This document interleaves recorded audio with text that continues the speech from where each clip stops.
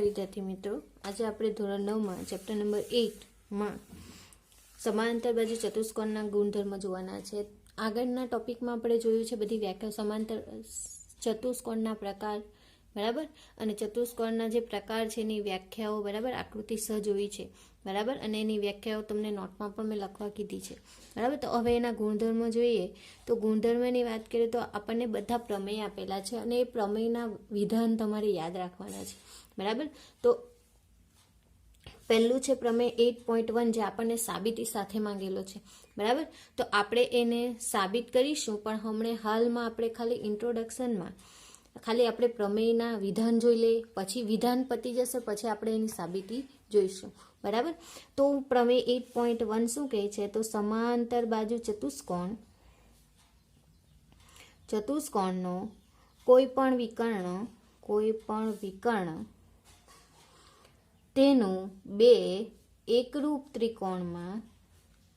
ત્રિકોણમાં વિભાજન કરે છે. મેં ધારી લઉં કે આ સમાંતર બાજુ ચતુષ્કોણ છે મારો ABCD, બરાબર. તો એનો કોઈ પણ વિકર્ણ, એટલે કે હું આ લઈ લઉં અથવા તો આ AC વિકર્ણ લઉં, તો એ બંનેનું જે ત્રિકોણમાં વિભાજન કરે છે એ બે ત્રિકોણો એકરૂપ ત્રિકોણમાં વિભાજન કરે છે. એટલે કે બે ત્રિકોણ કેવા છે? તો એકરૂપ ત્રિકોણ છે એવું કહેવા માંગે છે. એ આપણે સાબિત કરીશું, બરાબર. પ્રમેય બીજો જોઈએ તો પ્રમેય 8.2, બરાબર. એમાં શું કીધેલું છે? તો સમાંતર બાજુ ચતુષ્કોણમાં સામસામેની બાજુઓ સમાન છે.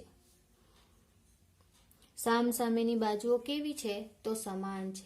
પાસેની નહીં, પણ સામસામેની બાજુ. આ ચતુષ્કોણ છે, આપણે દોરીએ, જે મેં દોર્યો છે તે જ APQRS, બરાબર.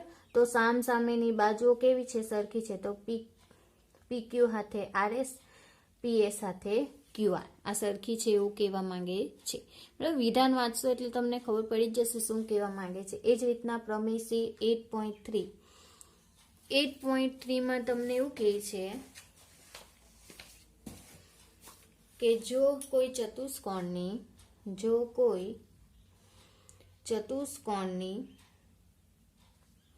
ચતુષ્કોણની સામસામેની બાજુઓની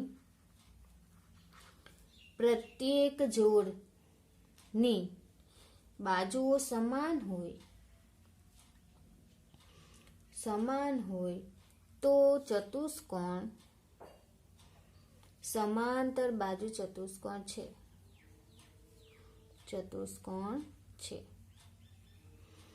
શું કહે છે? મારી પાસે સામસામેની બાજુઓ, ધારો કે મેં ABCD લઈ લઉં, તો ABCD સામસામેની બાજુઓ એટલે કે AB = CD અને BC = AD હોય અથવા તો DA હોય, તો એવું કહી શકાય કે શું કહેવી શકાય કે જો તે ચતુષ્કોણ જે આપેલો તે સમાંતર બાજુ ચતુષ્કોણ છે એવું કહી શકાય. કારણ કે આપણને સમાંતર બાજુ ચતુષ્કોણની વ્યાખ્યા શું કહે છે?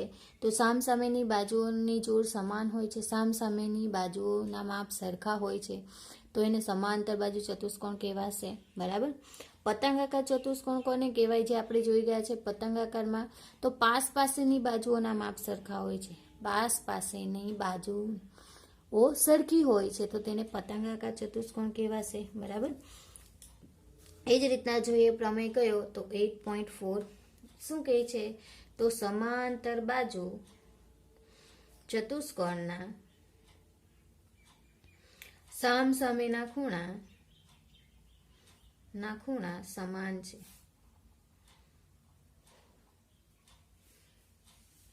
બરાબર. સામસામેના ખૂણા કેવા છે? તો સમાન છે. આ જ ચતુષ્કોણ મેં લઈ લઉં ABCD, કેવો છે? સમાંતર બાજુ ચતુષ્કોણ છે. એના સામસામેના ખૂણા કેવા છે? સમાન છે. સામસામેના ખૂણા એટલે આ ખૂણો A = ખૂણો C અને ખૂણો B = ખૂણો D, એટલે કે આ ખૂણો આની સાથે સરખો છે અને આ ખૂણો આની સાથે, એટલે કહી શકું ખૂણો A = ખૂણો C અને ખૂણો B = ખૂણો D, બરાબર કહી શકાય મારાથી. બરાબર. એટલે પ્રમેય 8.4 શું કહેવા માંગે છે ખબર પડી? સમાંતર બાજુ ચતુષ્કોણના સામસામેના ખૂણા કેવા હોય છે? તો સમાન હોય છે. એ જ રીતના પ્રમેય જોઈએ 8.5 આકૃતિ તમને ખબર જ છે. જો ચતુષ્કોણના સામસામેના ખૂણાઓની પ્રત્યેક જોડના ખૂણા સમાન છે તો તે ચતુષ્કોણ સમાંતર બાજુ ચતુષ્કોણ છે. ચતુષ્કોણના સામસામે ખૂણાઓની જોડ સમાન હોય તો તે સમાંતર બાજુ ચતુષ્કોણ છે. આપણે હમણાં જ કહી ગયા કે સમાંતર ચતુષ્કોણના સામસામેના ખૂણા સમાન હોય છે. બરાબર. તો એ ચતુષ્કોણ છે તો મેં અહીં કહી દઉં કે સામસામેના ખૂણા જો સમાન હોય તો એ સમાંતર બાજુ એનું પ્રતીક વિધાન છે. 8.4 વિધાન છે એનું પ્રતીક વિધાન છે કે જો ચતુષ્કોણના સામસામેના ખૂણાઓની પ્રત્યેક જોડ સમાન હોય તો તે સમાંતર બાજુ ચતુષ્કોણ છે. તો અહીં બી છે જો સમાંતર બાજુ ચતુષ્કોણના સામસામેના ખૂણા સમાન હોય છે. કેવી રીતે સમાન? જો સામસામેના ખૂણા સમાન હોય તો એ સમાંતર બાજુ ચતુષ્કોણ થવાનો. Therefore ખૂણો A is equal to ખૂણો C અને ખૂણો B is equal to ખૂણો D હોય તો એ ABCD જે ચતુષ્કોણ આપેલો છે તે કયો છે? તો સમાંતર બાજુ ચતુષ્કોણ છે. બરાબર. એ જ રીતના જોઈએ પ્રમેય 8.6 શું કહે છે? તો સમાંતર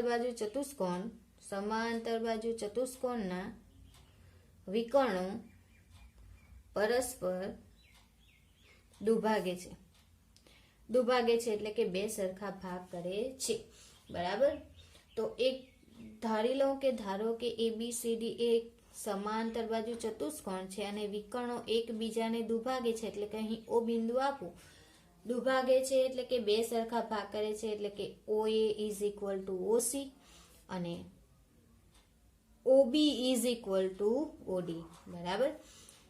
OA is equal to OC અને OB is equal to OD. બરાબર. જોઈએ આગળ પ્રમેય. ખબર પડી પ્રમેય 8.6 માં શું કહે છે? જોઈ લે ફરીથી. પહેલો પ્રમેય શું કહે છે? સમાંતર બાજુ ચતુષ્કોણનો કોઈ પણ વિકર્ણ તેનું બે એકરૂપ ત્રિકોણમાં વિભાજન કરે છે. 8.2 કહે છે સમાંતર બાજુ ચતુષ્કોણની સામસામેની બાજુઓ સમાન હોય છે. ત્રીજો પ્રમેય કહે છે 8.3 કે જો ચતુષ્કોણની સામસામેની બાજુની પ્રત્યેક જોડ જો સમાન હોય તો એ સમાંતર બાજુ ચતુષ્કોણ છે.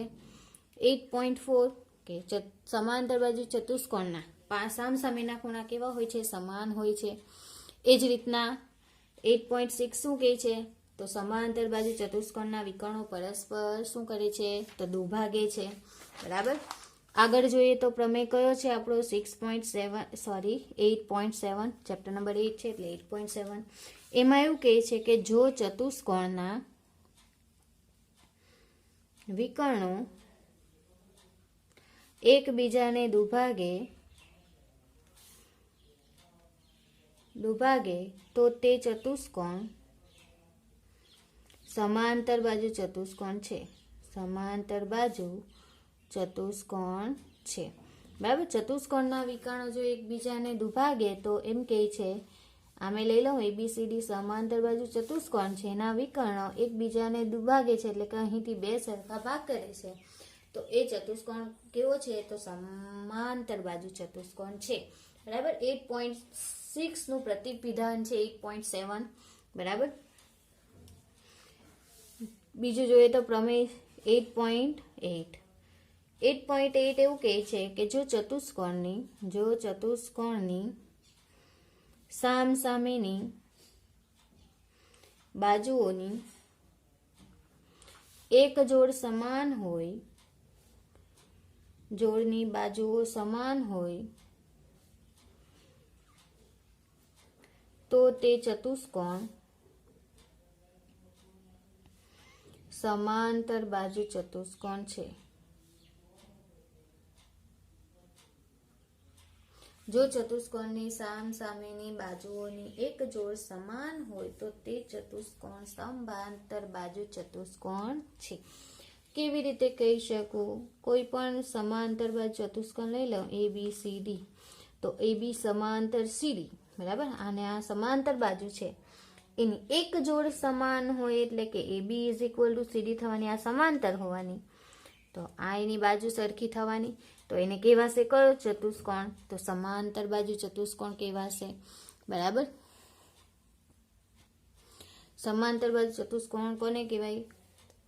તમને ખબર જ છે, જો ચતુષ્કોણની સામસામેની બાજુઓની એક જોડ જો સમાન હોય, બરાબર, સમાંતર બાજુની સામસામેની બાજુ, બરાબર, તો એ સમાંતર બાજુ ચતુષ્કોણ કહેવાશે. એ જ રીતના પ્રમેય 8.9 કે ત્રિકોણની બે બાજુઓના મધ્ય બિંદુને જોડતા રેખાખંડ ત્રીજી બાજુને સમાંતર હોય, બાજુને સમાંતર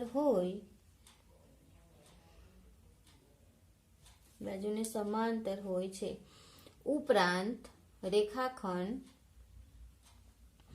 ત્રીજી બાજુ કરતા અડધો હોય છે. મધ્યબિંદુ પ્રમેય કહેવાશે આને, બરાબર. યાદ રાખવાનું છે કે ત્રિકોણની બે બાજુઓના મધ્યબિંદુને જોડતો રેખાખંડ ત્રીજી બાજુને સમાંતર હોય છે અને એ રેખાખંડ ત્રીજી બાજુ કરતા અડધો હોય છે, બરાબર. ધારી લઉં કે મારી પાસે ત્રિકોણ છે ABC, બરાબર, અને E અને F મધ્યબિંદુઓ છે AB અને AC ના. તો આ બે ત્રીજી બાજુને સમાંતર છે એટલે કે BC સમાંતર EF છે અને EF નું માપ એ BC કરતા અડધું હશે, બરાબર. આવું કહેવા માંગે છે. આનો ઉપયોગ તમારે VSQમાં આવશે, બરાબર. શું કહે છે કે ત્રિકોણની બે બાજુઓના મધ્ય બિંદુને જોડતો રેખાખંડ ત્રીજી બાજુને સમાંતર હોય છે અને એ રેખાખંડ ત્રીજી બાજુ કરતા અડધો હોય છે, બરાબર. આટલી વસ્તુ યાદ રાખવાની છે, બરાબર. હજુ એક પ્રમેય બાકી છે, કયો તો પ્રમેય 10.1 8.10 પ્રમેય 8.10, બરાબર. તો ત્રિકોણની એક બાજુના મધ્ય બિંદુમાંથી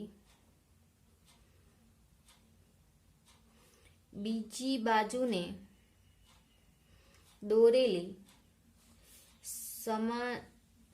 દોરેલી રેખા ત્રીજી બાજુને દુભાગે છે,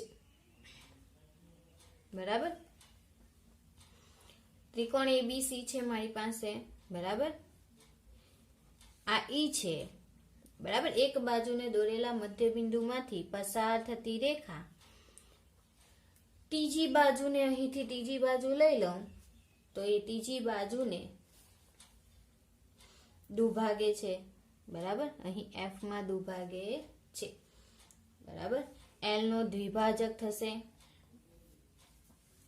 L એ AC ને દુભાગે છે, એવું થશે ને, બરાબર. શું કહે છે કે ત્રિકોણની એક બાજુને એટલે કે મેં અહીંથી લઈ લઉં, આની